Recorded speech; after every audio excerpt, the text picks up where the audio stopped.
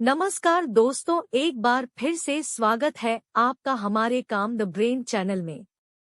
क्रोध का जवाब क्रोध से देने पर बिगड़ जाती है बात। ऐसी स्थिति में एक को शांत रहना चाहिए। संत तुकाराम का विरोधी कर रहा था अपमान, लेकिन तुकाराम ने अपने व्यवहार से बदल दिया विरोधी का स्वभाव।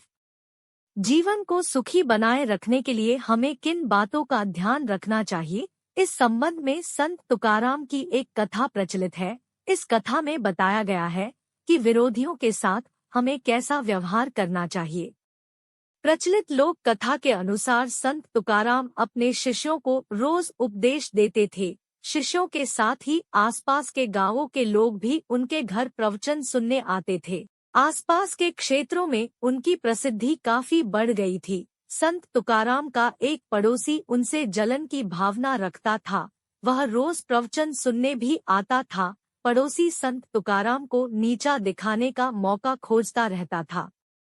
एक दिन संत तुकाराम की भैंस उस पड़ोसी के खेत में चली गई और भैंस की वजह से पड़ोसी की बहुत सारी फसल खराब हो गई। इससे पड़ोसी को बहुत गुस्सा आ गया। वह गुस्से में संत तुकाराम के घर गया और गालियां देने लगे। जब तुकाराम ने गालियों का जवाब नहीं दिया तो उसे और ज्यादा गुस्सा आया।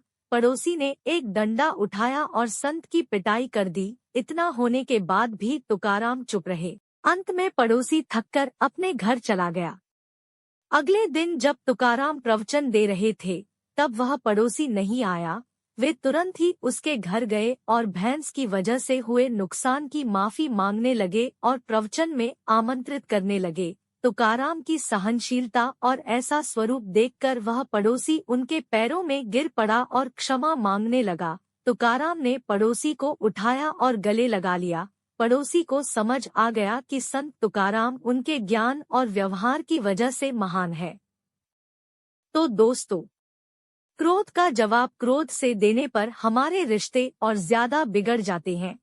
अगर कोई व्यक्ति क्रोधित है तो हमें शांति से काम लेना चाहिए। एक ही समय पर दोनों लोग गुस्सा करेंगे तो वाद विवाद ज्यादा बढ़ेगा और रिश्ते बिगड़ जाएंगे। इसीलिए गुस्से का जवाब गुस्से से न दें।